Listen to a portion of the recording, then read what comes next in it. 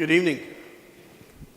I look forward to this day every single year because it's the only chance I get to be amongst people with smiling faces and people who are happy. And there's 300 of you tonight, which is a double the number of award winners from last year. So for me, thank you very much for being a winner. Thank you very much for being here. I hope you enjoyed the rest of the evening. I have no control over the dinner because I didn't cook it, but I'm sure it's going to be good. Before we start, I always like to start these things by talking about innovation, because without innovation, all of our organizations are dead. So, I'd like to start by talking about computer hardware innovation. About 4 weeks ago, my IT manager said, you know what, you need a new computer. Your desktop computer's getting a bit old. I said, okay, just replace it. I came into the office the next day, and I saw this little tiny device sitting on the desk. I said to him, somebody's left a hard drive. He said, no, that's your new computer. I said, no, that's not a computer. He says, that's a 1 terabyte, 16 gig Intel computer. And he says, if you're really lucky and you behave yourself, next year, we're going to give you this one. That's a computer that's this size. Now that's real innovation. And in a part of the world where everything has to be bigger, longer, and everything else, it's really nice to see things getting smaller and more powerful. And I gave some thought to this innovation and started to think to myself, well, how have we embraced innovation in the customer service industry? And I decided to look back over the years to see whether the same level of innovation has actually happened in customer service. And with that in mind, you have to remember one single thing about your organization. The customers are the only ones with the money. Nobody else has any money. So let's take a little journey back in time. So back in the 1970s, and my father told me about this, I wasn't around in those days. But in the 1970s, it was vogue for organizations to talk about delivering customer service. And in those days, there was no call centers, obviously no web. Nobody actually had a phone. Very few people had telephones in their house. You had to go to the street corner to get to a telephone. And obviously no call centers. And so I just wondered whether that was a fashion statement, the word customer service. And obviously fashion at the time in the 1970s was, our customer in those days was very trendy, had long hair, he wore high heel shoes, played a little bit of football, and continued to have long hair. I don't know where it's gone. And then we came to the 1980s, and all of a sudden, customer service wasn't vogue anymore. It was customer satisfaction that was vogue. So everybody started talking about customer satisfaction. It wasn't good enough to provide service. We had to provide satisfaction. The Americans come up with a satisfaction index that's still in place to this day. British government started getting government departments focused on satisfaction. So everybody was talking about satisfaction as the latest fashion. And obviously in the fashion stakes, our intrepid customer changed a little bit in his fashion and lost a bit of weight and lost a bit of hair, but he's still the customer. So we still had to look after him. Then we got to the 1990s, and the latest fashion then was customer loyalty. It was no longer service, no longer satisfaction, it had to be loyalty. And we had to make sure that our customers were satisfied enough to be loyal to our brand, to be loyal to our organization. And the fashion statement in the 90s wasn't very good. But if you ever get a chance to go and see where the Wright brothers actually made the first flight, that's real innovation. And so that was me at the Wright brothers launch place in North Carolina. And then we came the 2000s, and all of a sudden people were talking about no longer loyalty, it was customer engagement. And we started to see customer engagement officers. We'd had service managers, customer satisfaction managers, loyalty managers, now we've got engagement managers. And all about making that engagement with the customer a profitable one for the business and for the organization. And that was just around the time that I moved to the Middle East, and I decided that wearing my skirt wouldn't look out of place, because a lot of you guys wear skirts. But still, the customer was moving with the times and moving with the fashion. In 2010, we started seeing an onslaught of customer experience. So service had been put to one side, satisfaction had been put to one side, loyalty, engagement, and now it was all about customer experience. And how can organizations join everything up and deliver that experience? And obviously our fashion statement started to get a little bit more wealthier, and I could afford a pair of shoes and a nice jacket. And then we got to 2016, and all of a sudden the world started going customer happiness crazy. And obviously we're in a part of the world where everybody needs to be happy because the government's told us we need to be happy. But the whole world has gone happiness crazy. And I'm putting this down to these. So I was, like many of you, like a few of you in the room, I was a baby boomer.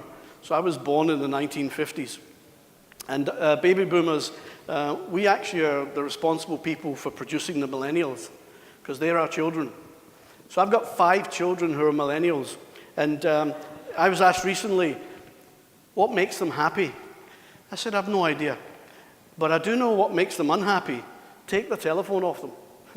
Remove the mobile phone, and that makes them really unhappy.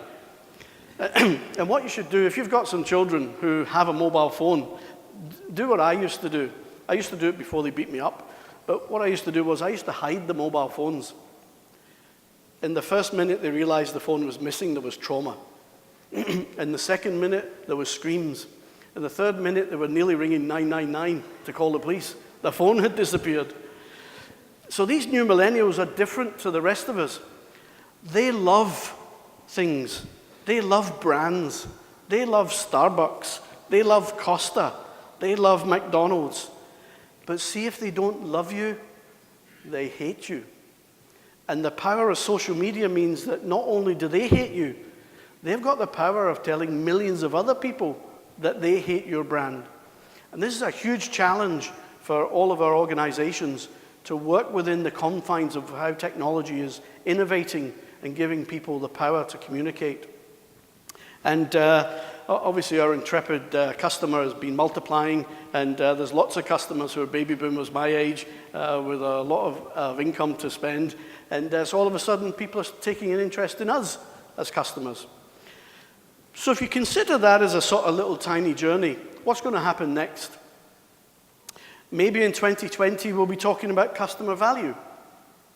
If the customer's the only person with the money, surely it's about making sure we provide value for that money. So I'm not a gambling person, so I'm not going to put any money on the fact that by 2020 everybody will be talking about customer value. But in 2009 I published a book called Value Moments.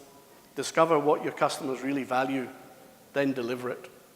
And that statement was as good today as it will be in 20, 30, 40 years. If you don't actually know what your customers want, what chance have you got of delivering it? So by looking over the past 50 years and looking at these fashion solutions, has anything actually changed? Have we become better at delivering a better service to our customers? Are we better at delivering what they want? So you should give that some thought. And maybe if we were to join it all up together, it would mean that service creates satisfaction, generates loyalty by engaging customers through an experience that makes them happy and provides value for the customer and the organization. I would proudly say that I came up with that, but my mentor, Phil Forrest, came up with the sentence, and I really liked it, so it's now Ethos's. And if you don't agree with anything I've said, you can actually ring my customer complaints department. And the gentleman on your left or your right, the guy that looks like a boxer, he'll answer the telephone because he's our enforcer. The point I was trying to make in that little stint there was that you really need to focus on what it is you think you're delivering to your customers. What is it that they expect from you? And gone are the days where you should wait till the end of the year and ask them.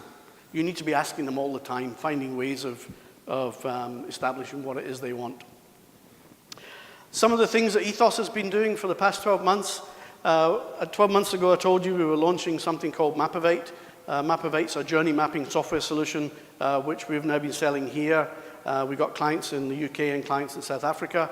That's being enhanced all the time. Our knowledge track survey solution, which is multilingual, is being enhanced. So this year it will introduce predictive analytics to it, text and sentiment analysis, as well as topic extraction. So we're making it a machine learning-based mobile app. In addition to that, my team been doing some great work with a lot of our clients in helping them implement the government 7-star rating system, along with the customer service standard that we implement around the world now. In fact, we've got clients like Gatwick Airport, the National Health Service in the UK, the National Health Service in Australia, have all implemented the customer service standard, similar to some of your organizations here today. So the Ethos team has been busy with a number of clients in that regard, and we're very hopeful that one of our clients will actually get a 6-star rating very soon from the Prime Minister's office. So we're looking forward to that day. Something that we've been working on for a long time is how do you measure social media? So we've launched a product called Horizons, which is a social media listening solution. I don't know whether you know this, but I can actually, if I find out what your Twitter handle is, I can tell you what you've been doing for the past 5-10 years on social media. So we're able to access that type of data from 100,000 plus websites and virtually every social media platform with the exception of a couple. And we were able to produce reports of value to organizations to help them understand whether the social media that they're implementing and being proactive on is actually of value, and they're getting value for that return. So Horizons is a product we've launched recently, as is a solution called ServDAC. And ServDAC is a social media benchmarking tool that we've developed. And for the past 6 months, we didn't tell anybody, but for the past 6 months, we've been benchmarking all of the banks in the UAE.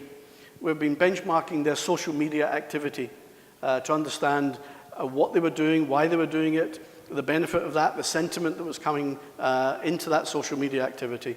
So our ServDAC product allows organizations to benchmark themselves with other organizations. A really powerful tool. And in addition to that, we are shortly to launch something called Vector 6. Vector 6 is an employee happiness tracking solution that actually sits within inside our knowledge track, mystery shopping, and survey component. And you may think that happiness is something that is new, that somebody's created. Well, Phil Forrest developed Vector 6 in the mid-1980s. We were measuring happiness. I was measuring happiness with a bank in the UK in 1989. So we've taken Phil's Vector 6 model, updated it, remodeled it, and that product will be available very shortly okay, sorry, they told me one click and this would work. So those of you that use Knowledge Track for mystery shopping or surveys, Vector 6 sits inside there, so you'll be able to get access to that.